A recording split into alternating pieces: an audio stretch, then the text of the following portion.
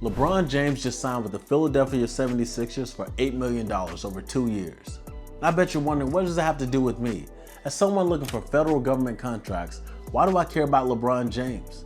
Well, there's a lot you could take away from this. From the deal structure, the reason he signed with the Sixers, and much more. Let's tap into it today. I'm a federal contracting officer with over 10 years of experience. That's over a decade of soliciting, evaluating, and awarding federal contracts. Now, you and LeBron, you have a lot in common, especially with this latest contract, where he sacrificed so much for a greater picture. And I'm gonna show you how to take those key lessons to translate into government contracts. Stay tuned. Let's talk about it for a second. Last year, LeBron James played with the LA Lakers for $52.6 million a year. This morning, he wakes up and signed with the Philadelphia 76ers for $3.9 million. That's nearly a $49 million decrease over the course of the year. And I ask myself, as someone that writes government contracts, why would someone do that? Why would someone voluntarily take less than their worth? It's easy, because of non-monetary value incentives. In layman's terms, that means sometimes things are worth much more than money can offer. And for him, he's chasing the bigger picture. But what can you learn from this? There's a lot you can learn from this. You can realize that every contract does not have to be the max value that you're worth. Sometimes you have to trade off something, and that something is past performance. This is when you voluntarily take a little bit less than what you can actually get the contract for. What you want to take away is not every contract that you win have to be life-changing. Sometimes you want to take a low-dollar contract so you can show credibility and build a reputation with the contracting officer in the Corps. Or you want to take a service contract that's slightly below market value so you can build up past performance. But I caution you, you don't want to set your prices so low that you can't sustain yourself or fulfill the terms and conditions in the contract, or come back to the government with your hand out asking for more money. Actually, that'll be illegal. We call that a buy-in. A buy-in is when you set your prices so low just to win a government contract, and then you try and upsell the government for things that should be in the government contract itself. So for you, it's very important for you to understand the bigger picture. And in LeBron's case, the bigger picture is playing for a winning team right now. An opportunity to win the championship right now is what he's thinking. For you, yours should look something like this.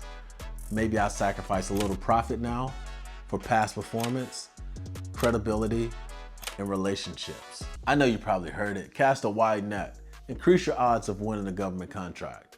I think that's lousy advice. Take a page out of LeBron's book. As someone taking a vet minimum at his stature, with his performance, all the teams were warning him. But it was truly only about 4 teams: Golden State, Miami, Philly, and Cleveland. That's something that you could do. Instead of proposing on everything that you see, look into 2 or 3 agencies. Contact their small business office. Attend their industry days. Read their mission statement. Understand their need. This is going to increase the opportunity for you to win a contract award. In order for LeBron to win, he had to partner with elite players: Joel Embiid, Jaylen Brown, Tyrese Maxey, VJ Edgecombe. These players are going to put him in a position to help him reach his goal. There's no different in government contracting. Large businesses are looking for elite players. Elite players like you. They look in SBA's SubNet. This is where you can upload your capability statement. And in this, you want to upload all the NAICS codes that you qualify for, your social economic class, your narrative, stating everything that you can do. This way, large companies can reach out to you because any requirement that they win, service contract over $900,000, we require them to subcontract. So you could be the person that they team up with. I'm not sure if you paid attention to how the deal was structured, but he signed 1 year plus a player option, which gives LeBron the power to decide if he wants to come back to Philly for a 2nd year. If things are going well, I'm sure he will. If things doesn't, then he has the option to retire or just go to another team altogether. There's no different than how we structure our contracts as federal contracting officers. We do a base year plus 4 option years, which means if you're performing well in that base year, then we'll exercise that option as long as the government's need is still there. But how you take the power from that. You perform well, and we have no choice but to exercise that option as long as the government need is there. So if you're counting on $250,000 per year, You can only truly count on that first year, but if you're doing what you need to do, then yes, count those future years. Looking at LeBron's final decision and how he structured his contract is no different than what we do in federal contracting. You make sacrifices up front, you make yourself valuable, and then you win bigger contracts later. You partner with people to put yourself in a better position for the overall bigger picture. Just like LeBron, he partnered with key players, you partner with key players. We have the protege program, which allows you to learn from a larger company in your space. We have SBA SubNet, which allows you to get picked up by a large company as a subcontractor. These are things that you can do. Things are available to you. We have industry days. This is where you can learn all about the government's need. You can meet contracting officers. You can meet cores. You can learn about requirements before they hit SAM.gov. We have all these things that are available to you. Resources that you can take advantage of to make yourself available for a government contract. I highly suggest you respond to Source Assault, to RFIs. These are opportunities where the government is asking you, industry, how do we solve this solution? And you can provide back information back to us as the government. No things are different.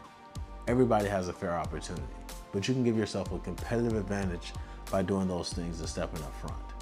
If I was truly in your shoes, what I would be doing, I would be studying mission statements from companies, from agencies, figuring out what they're supporting, who they're supporting, what is the bigger picture of what they're doing. Once I understand that mission statement, I'll be trying to make relationships with contracting officers, with cores, tell them what I do, what I can provide, sharing capability statements. Then I will respond to all Source Assault and RFIs. I would also build a strong capability statement. This is your elevator pitch to tell, or your company's resume that's going to tell exactly what you do. All these things I will have readily available. Then I will work with SBA and the Office of Small Business for that agency to figure out what needs are coming out of that office. Once I have all these things, I know I would get a contract award. Heck, if I could do it now, I would. But there's a conflict of interest there. I want to help as many people as I can with this channel. I want you to understand what government contracting is. I want you to win. I want you to change the lives of your family. I want you to do things and make better customers for the government. All these things you're going to learn on this channel. You're going to get yourself in a better position. And for that, we're going to receive better contractors for the government. Good luck with everything that you do. Any question you have, put them in the comments. Any videos you would like to see, I'm welcome to posting those. Just put everything in your comments. We'll engage, we'll talk, we'll do all of these things in order to make you a better competitor for contract awards.